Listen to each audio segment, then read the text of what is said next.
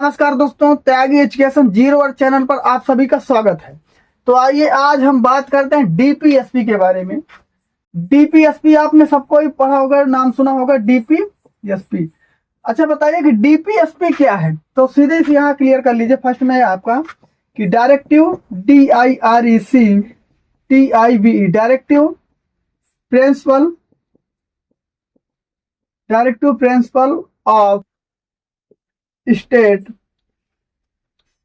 Policy. Clear हो गया। Directive principle of state policy Hindi में से क्या बोलते हैं? राज्य के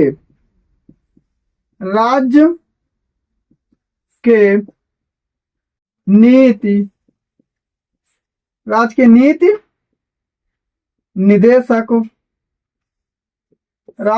निर्देशक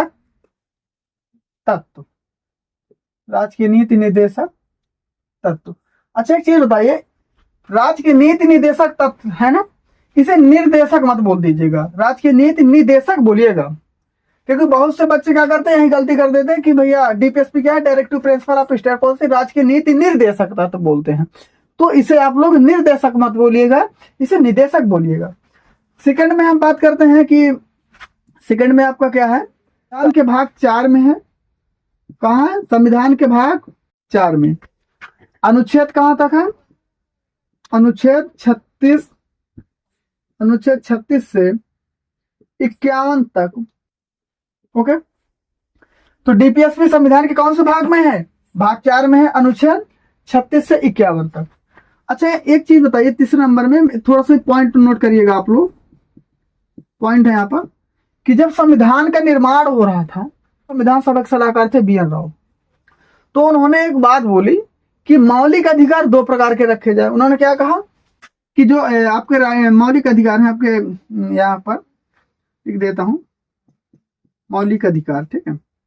उन्होंने बोला कि मौलिक अधिकार 2 प्रकार के रखे जाए, फंडामेंटल राइट्स, ठीक है,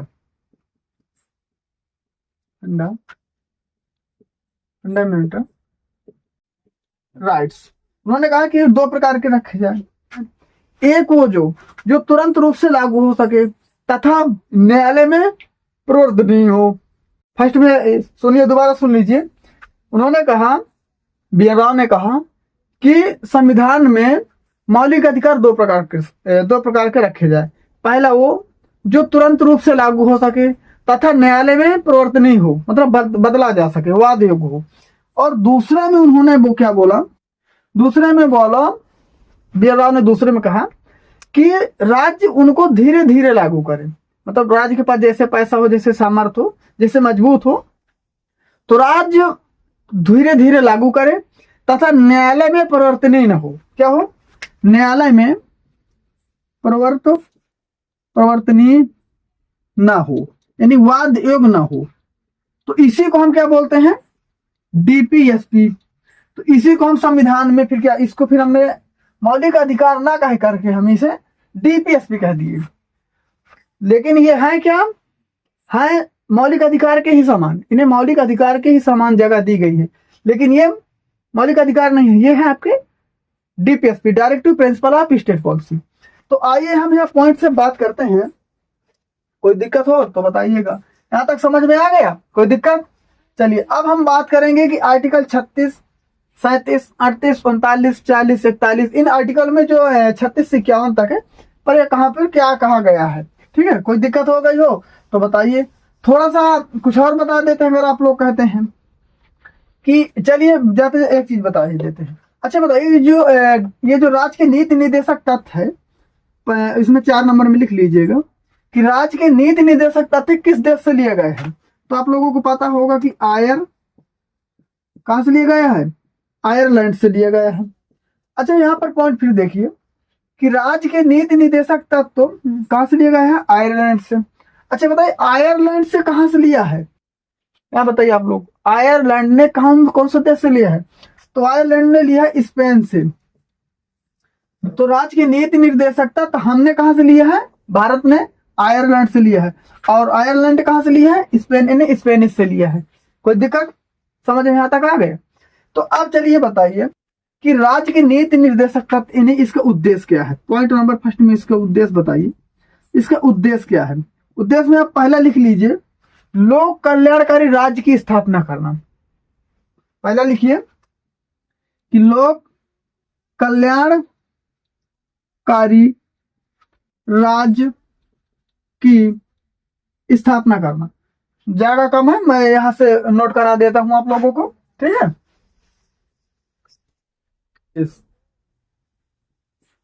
इसका उद्देश्य क्या है, इन्हें संविधान में डीपीएसपी आया, इसका उद्देश्य क्या है।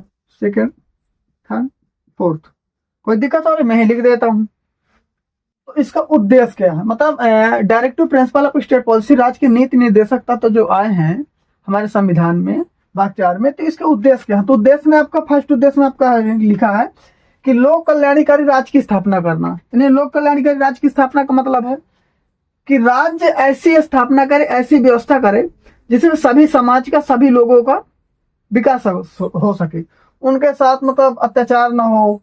तो भाई राज्य का विकास कब होगा, जब लोगों का विकास होगा, जब लोगों का विकास होगा तभी राज्य का विकास होगा फर्स्ट। फिर उन्होंने दूसरे में क्या बात बोला कि सामाजिक तथा आर्थिक न्याय मिल सके, यानी सामाजिक आर्थिक, एक और यहाँ लिख लीजिए राजनीतिक, सामाजिक आर्थिक न्याय मिल सके। ये बात डीपीएस में लिख दी गई, बता दी गई है कि सामाजिक न्याय मिल सके। सामाजिक न्याय का मतलब है कि उनके साथ छुआछूत ऐसी भावना न रखी जाए, सबको समान अधिकार हो। आर्थिक न्याय का मतलब है, आर्थिक न्याय में आपको बताया गया है कि ऐसा ना हो कि कोई गरीब है तो उसको 2 रुपया दे दिया जाए, अमीर को 100 रुपया दे दिया जाए, ऐसा ना हो, सबके साथ इक्वल बराबर का समानता का व्यवहार किया जाए। और इसमें आर्थिक न्याय हो गई। और राजनीतिक न्याय में आपको पता है कि मान लो एक हिंदू है और एक मुस्लिम है, तो किसी चोरी के अपराध में या कोई अपराध में तो हिंदू को 5 साल की सजा दे दी जाए और वहीं मुस्लिम को 2 साल की सजा दी जाए, या तो मुस्लिम को 10 साल की सजा दी जाए, हिंदू को 1 साल की सजा दी जाए। तो उसके साथ सामाजिक राजनीतिक न्याय भी उसके साथ होना चाहिए, ऐसा ना हो कि किसी के साथ गलत हो, ठीक। तीसरी बात उन्होंने क्या बोला, डीपीएसपी में बताया कि कानून बनाते समय डीपीएसपी को ध्यान में रखा जाए। बताया गया कि कानून जब बने संविधान में, कोई चीज जब कोई कानून बनाया जाता है, कोई नया बिल आता है, कोई नई चीज आती है, तो डीपीएसपी को ध्यान में रखा जाए। ऐसा ना हो कि कानून बनाते समय कि डीपीएसपी का अवहेलना हो जाए, ठीक। तो ये भी पॉइंट बता दिया गया है कि कानून बनाते समय डीपीएसपी को ध्यान में रखा जाए, क्योंकि इसमें बहुत सी ऐसी बातें लिखी गई हैं जो संविधान का दर्शन नहीं थे इसमें। फिर इसमें डीपीएसपी में संविधान का दर्शन नहीं थे, तो हमने बोल ही दिया, बता ही दिया, तो यहाँ तक क्लियर हो गया। अब आइए बात करते हैं हम अनुच्छेद के बारे में। तो आर्टिकलों के बारे में बात कर लेते हैं। यहाँ तक तो आपको क्लियर हो गया होगा, कोई दिक्कत हुई हो तो बताइएगा। तो आर्टिकल 36 की बात करेंगे हम। तो चलिए मैं यहीं से स्टार्ट कर देता हूं। आर्टिकल 36 में क्या लिखा है, इसमें क्या लिखा है, इसमें बताया गया है कि व्हाट इज द स्टेट, यानी राज्य क्या है। तो इसमें राज्य की डिफिनेशन दी गई है। तो आर्टिकल 36 में किसके बारे में बताया गया है, राज्य के बारे में बताया गया है। मार्कर में थोड़ा इंक खत्म हो गई है, मैं दूसरा मार्कर चेंज कर लूं, मार्कर खत्म हो गया था इसलिए दिक्कत हो गई। तो चलिए बताते हैं कि आर्टिकल 36 में क्या है। तो आर्टिकल 36 में बताया गया है कि राज्य क्या है, राज्य क्या है। तो आर्टिकल 36 में राज्य की डिफिनेशन ही, राज्य की परिभाषा दी गई है। तो इसमें एक चीज यहां पर बताया गया है कि राज्य की परिभाषा वही होगी, यहां पर बता देता हूं कि राज्य की परिभाषा वही होगी जो आर्टिकल 12 में है। आर्टिकल कहाँ है, आर्टिकल 12 में दी गई है, यानी अनुच्छेद 12 में। यहां पर सीधी बात यह बताई गई है कि राज्य की परिभाषा वही होगी जो आर्टिकल 12 में बताई गई है। भाग 3 अनुच्छेद 12। तो यहां पर सीधी बात बताई गई कि राज्य की परिभाषा वही होगी जो आर्टिकल 12 में है, भाग 3 में दिया गया है, ठीक है।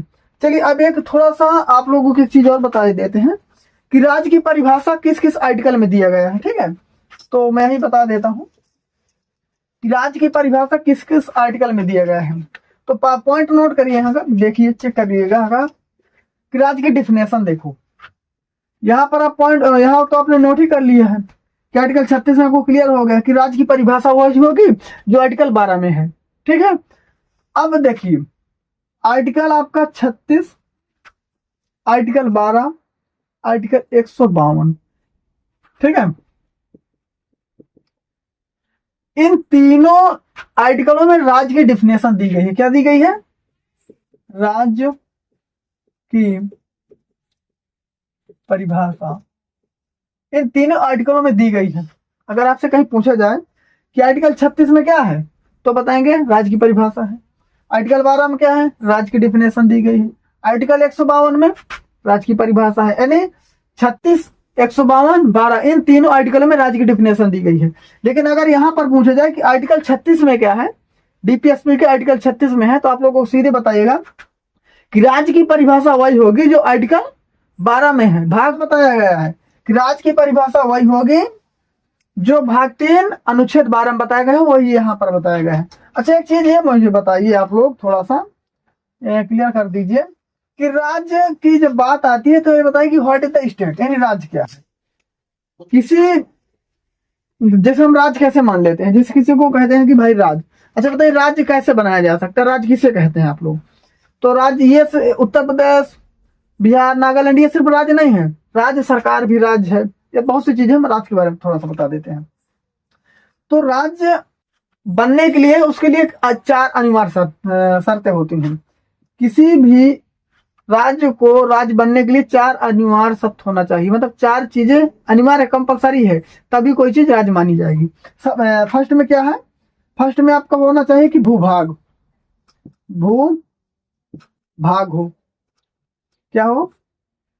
भूभाग हो। फर्स्ट में क्या है? भूभाग होनी चाहिए।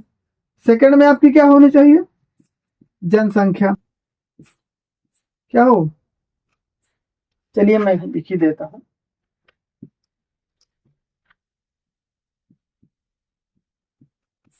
क्या होनी चाहिए? जनसंख्या होनी चाहिए। यानी किसी राज्य को बनने के लिए 4 चीजों का अनिवार्य तत्व होना चाहिए। फर्स्ट में क्या है? भूभाग होना चाहिए। दूसरे में जनसंख्या होनी चाहिए। तीसरे में क्या होनी चाहिए? सरकार। चौथे में आपका क्या होना चाहिए? सर्वोच्च सत्ता। सर्वोच्च सत्ता, सर्वोच्च सत्ता कह सकते हैं। तो ये चीज अगर देखो, पहले भूभाग हो, जनसंख्या हो, सरकार हो, सर्वोच्च सत्ता हो, यानी वहां की देखो, अगर जगह नहीं होगी तो लोग कैसे होंगे? भाई जगह होगी तभी तो वहां जनसंख्या नहीं, लोग निवास करेंगे। फिर वहां एक सरकार होनी चाहिए ताकि इन लोगों को कंट्रोल में रख सके, और ऐसी सरकार हो, मजबूत सरकार हो, फिर सर्वोच्च सत्ता हो। मतलब ऐसा ना हो कि वहां का जो सरकार हो, वहां की जो कि कोई दूसरा राज्य या कोई दूसरा देश उसमें हावी हो सके। ठीक, तो ये होता है। अगर इनमें से कोई भी एक नहीं है, भूभाग नहीं है तो भी वो राज्य नहीं माना जाएगा, जनसंख्या नहीं है तो भी नहीं माना जाएगा, ये 2 है, सरकार नहीं है तो भी वो राज्य की कैटेगरी में नहीं आएगा। अब ये 3 है, सर्वोच्च सत्ता नहीं है तो राज्य की कैटेगरी में नहीं आएगा। या तो मान लो कि जनसंख्या के बिना तो कोई चीज बन ही नहीं सकती, फिर यह मान लो कि ये भी है, ये भी है, ये भी है, और जनसंख्या भी है और सरकार नहीं है, तो भी राज्य की कैटेगरी में नहीं आएगा। तो अब आइए हम बात करते हैं आर्टिकल 36। 36 तो बता ही दिए हैं, पर 36 में ही तो बता रहे थे ना, तो 36 से हम सीधे ले चलता हूँ आपको। मैं आपके आर्टिकल 36 से क्या होता है डायरेक्ट ही आपको बता देता हूँ। तो आप लोग समझ में आ रहा है? तो समझ में आ रहा हो तो बताइए। तो अगर ये क्लास लंबी तो नहीं हो रही है, तो चलिए अब हम आर्टिकल 36 से डीपीएसपी के जितने डीपीएसपी में आर्टिकल 36, 36, 37, 38 और 39, 39 का काम, ये आर्टिकल जितने 51 तक हम आपको बताएंगे, घबराइए मत। तो आर्टिकल 36 में आपको क्लियर हो गया है कि राज्य के बारे में बताया गया है। राज्य, राज्य की परिभाषा दी गई है। क्या बताया गया है? राज्य की परिभाषा दी गई है, और राज्य की परिभाषा में आपको बता ही दी है। आर्टिकल 37 में क्या है बताइए? आर्टिकल 37 में क्या है? आर्टिकल 37 में वही बात बताई गई है कि पहले हम देख लीजिए कि न्यायालय, न्यायालय, न्यायालय में प्रवर्तनीय, न्यायालय में प्रवर्तनीय नहीं है या वाद योग्य, वाद योग्य नहीं। तो यहां पर देख लीजिए क्या बताया गया है कि आर्टिकल 36 से लेकर के आर्टिकल 36 से 51 तक क्या है, वाद योग्य नहीं है। जैसे अब वाद योग्य का मतलब है कि जैसे यहाँ पर दो चीजें आप क्लियर कर लीजिए। जैसे आपने मौलिक अधिकार पढ़ा है, आपने 12 से 35 तक मौलिक अधिकार, थोड़ा सा मैं क्लियर करवा देता हूँ, इसके बाद आपको पूरा बताता चलाऊंगा तो आपको समझ में आ जाएगा कैसा क्यों हो रहा है, ठीक है। ओके, तो मौलिक अधिकार यहाँ तक थोड़ा सा जान लीजिए, फिर इसके बारे में आपको बता रहा हूँ कि फंडामेंटल राइट्स, मौलिक अधिकार। अच्छा, मौलिक अधिकार कहाँ है संविधान के कौन से भाग में है? तो मौलिक अधिकार आपका कहाँ पर है, भाग 3। कहाँ है, भाग 3 और अनुच्छेद 12 से 35 तक। कोई दिक्कत? अब एक चीज है कि अगर आपके मौलिक अधिकार छीने जाते हैं, अगर कोई पब्लिक छीन रही है या सरकार छीन रही है, तो अगर आपके मौलिक अधिकार छीन जाते हैं तो आप डायरेक्ट हाई कोर्ट, एचसी या एससी यानी सुप्रीम कोर्ट आप डायरेक्ट जा सकते हैं। लेकिन यदि आपके राज्य के नीति नहीं दे सकता, तो जो आपको आर्टिकल 36 से 51 तक जितने अधिकार दिए गए वो अधिकार आपको भी बता रहा हूं मैं। जैसे आपको अधिकार है, जैसे मान लीजिए कि आपका फर्स्ट अधिकार में जैसे आपको दे दिया जाए कि ये आपका पहला है, जैसे कि विकलांग कोई है, उसको सरकार पेंशन नहीं दे रही है, तो आप सरकार के खिलाफ जा सकते हैं, नहीं जा सकते हैं।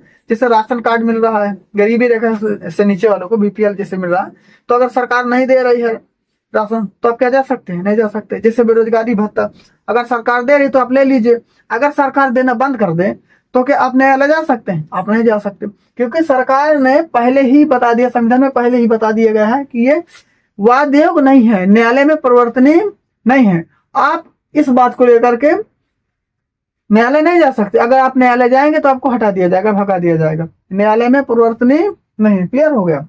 लेकिन वही आपको बात बताई गई है, मौलिक अधिकार, मौलिक अधिकार यदि किसी भी कारण बस कोई भी अगर आपका छीनता, सरकार भी आप किसी नहीं छीन सकते, आपको पता होना चाहिए, ठीक है। अगर ऐसा कोई कारण बस आपका छीन रही है तो आप यहाँ पर पॉइंट नोट कर लीजिए। तो देखिए 226 अनुच्छेद आर्टिकल में बात कर रहे हैं, ठीक है, यहाँ पर लिख देता हूं आर्टिकल, चलिए बता देता हूं, आर्टिकल 226 और आर्टिकल 32। आर्टिकल 32 का प्रयोग करके आप कहां जा सकते हैं, यस सुप्रीम कोर्ट। आप कहां जा सकते हैं, अगर आपका मौलिक अधिकार छिनता है तो आर्टिकल 32 का प्रयोग करके आप सीधे सुप्रीम कोर्ट जा सकते हैं। और यदि आपका मौलिक अधिकार छिन रहा है तो आर्टिकल 226 का प्रयोग करके आप कहां जा सकते हैं, एचसी यानी आप सीधे हाई कोर्ट जा सकते हैं। समझ में आई बात? मौलिक अधिकार आपके छीन रहे हैं तो आर्टिकल 226 का प्रयोग करके आप हाई कोर्ट जा सकते हैं। और यदि आपका मन है मान लो हाई कोर्ट जाने के लिए नजदीक है तो हाई कोर्ट जाइए, नहीं सुनवाई हो रही तो आप आर्टिकल 32 का प्रयोग कर 32 का प्रयोग करके आप सुप्रीम कोर्ट जा सकते हैं। कब? जब आपके मौलिक अधिकार आपके मौलिक अधिकार, आपको पता है मौलिक अधिकार कितने हैं, पहले कितने थे, 7, अब कितने, 6। समानता, स्वतंत्रता, शोषण, संवैधानिक स्वतंत्रता, पता है ना। लेकिन वही दूसरी बात कही गई है कि अगर डीपीएसपी में जो भी निर्देश दिए गए हैं अगर वो आपके छीने जा रहे हैं, सरकार दे रही है या नहीं दे रही है, तो आप उस बात को लेकर के न्यायालय नहीं जा सकते हैं। ओके, कोई दिक्कत? आर्टिकल 37, तो यहां तक क्लियर हो गया, कोई दिक्कत तो नहीं आई है? चलिए बहुत बढ़िया। संसाधनों का ये लग रहा है यहाँ तक 39 में संसाधनों का उचित वितरण, संसाधनों का उचित वितरण, सामान्य दिख रहा है, सामान्य कार्य के लिए सामान्य मजदूरी। ओके, यहाँ तक क्लियर हो गया। चलिए हम बता देते हैं। तो ये है, तो आर्टिकल 38 में क्या है, सामाजिक आर्थिक राजनीतिक न्याय मिल सके। तो वो चीज हमने आपको बता दी कि आपके साथ सामाजिक न्याय मिले, आर्थिक न्याय मिल सके, आपको राजनीतिक न्याय मिल सके। जैसे बीपीए, गरीबी रेखा से जो नीचे हैं, उन लोगों के समाज में सरकार उनकी क्या करे, उनको उठाने का प्रयास करे, ठीक है। और उनको राजनीतिक न्याय, ऐसा ना हो कि गांव में प्रधानी का चुनाव हो, कोई ऐसी चीज हो तो एक ही तख्ते का लोग बार बार चुनाव लड़े, दूसरे को मौका ही नहीं मिले, तो सबको न्याय मिल सके, ठीक। अब इसमें 39, आर्टिकल 39 में क्या बताया है, संसाधनों का उचित वितरण, समान कार्य के लिए समान कार्य के समान मजदूरी। तो पॉइंट यहाँ नोट करिए कि संसाधनों का उचित वितरण फर्स्ट, समान कार्य के लिए समान मजदूरी। संसाधनों का उचित वितरण मतलब ऐसा ना हो कि कोई एक मजबूत आदमी के लिए संसाधन पूरे दे दिए जाए और गरीब के पास कुछ ना रह जाए। तो जो संसाधन हो, जो चीजें हो, सरकार सबको दे।